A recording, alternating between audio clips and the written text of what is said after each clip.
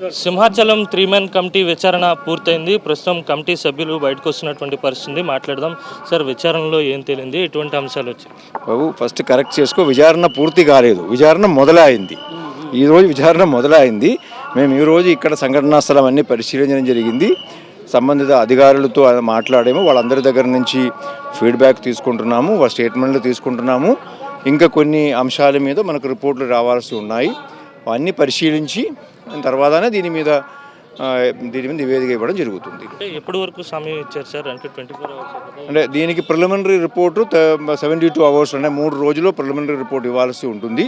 అది మేము ఇవ్వడం జరుగుతుంది. తర్వాత డీటెయిల్డ్ రిపోర్ట్ 1 నెల టైంలో ఇవ్వడం జరుగుతుంది. అంటే ఎటువంటి అంశాలు ప్రస్తావనకు వచ్చి అసలు కాంట్రాక్టర్ నాకు వర్క్ ఆర్డర్ ఇవ్వలేదు, అర్జెంటుగా చేయమన్నారు అనేది ఆయన చెప్పినటువంటి మాట. ముఖ్యంగా నేను ఆల్రెడీ మీకు చెప్పడం జరిగింది. ఇక్కడ ఏం సంఘటన జరిగింది, అది ఎలా జరిగింది, గోడ కూలి పడిపోవడం అనేది ఎందుకు జరిగింది, దానికి కారణం ఏంటి, ఇది నాసికరంగా కట్టడం వలన జరిగిందా, లేకపోతే సరిగా ప్లాన్ లేకపోవడం వలన జరిగిందా, ఇంకా ఏదైనా కారణాల వలన జరిగిందా, ఎక్కువ వర్షం వచ్చి పడిపోయిందా, అన్ని అంశాల మీద పరిశీలిస్తున్నాము. మేము పరిశీలించిన తర్వాత నివేదిక ఇవ్వడం జరుగుతుంది. ఆయన క్లియర్గా మీకు చెప్పారు కదా సార్, అంటే నన్ను పని చేయమని చెప్పారు. దీనిలో ఒక్క వ్యక్తి చెప్పిన దాని ఆధారంగా కమిటీ నిర్ణయం తీసుకోలేము.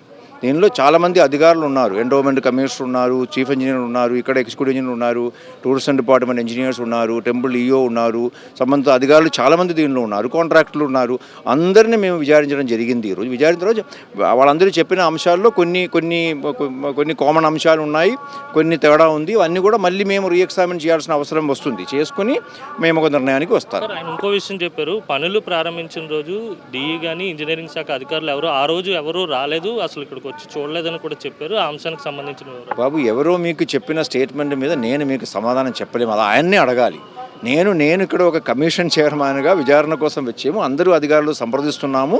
కాబట్టి మేము అన్ని సంప్రదింపులు చేసిన తర్వాత మేము ఒక నిర్ణయానికి వచ్చేటప్పుడు మీకు చెప్పడం జరుగుతుంది. ఓకే, ఇది మొత్తం మీద విచారణ ఇంకా కొనసాగుతున్నటువంటి పరిస్థితి ఉంది. ఈ రోజుతో ముగియలేదు. 3 రోజుల పాటు ప్రాథమిక విచారణ కోసం అందరినీ కూడా ప్రశ్నించేటువంటి అవకాశం ఉంటుంది. ఆ తర్వాత నెల రోజుల్లో డీటెయిల్డ్ రిపోర్ట్ కూడా ఇస్తామని చెప్పి స్పష్టం చేస్తున్నటువంటి పరిస్థితి. ఎప్పటి వరకు కూడా కాంట్రాక్టర్తో పాటు ఇంజనీరింగ్ శాఖకు సంబంధించినటువంటి అధికారులను, ఎండోమెంట్ అధికారులు అందరినీ కూడా ప్రశ్నిస్తున్నటువంటి పరిస్థితి. పూర్తి వివరాలు త్వరలో వెల్లడిస్తామని చెప్పి విచారణ కమిటీ చైర్మన్ చెప్తున్నటువంటి పరిస్థితి. విడుదల అప్పలతో కలిసి అనిల్, సాక్షి టీవీ, సింహాచలం నుంచి.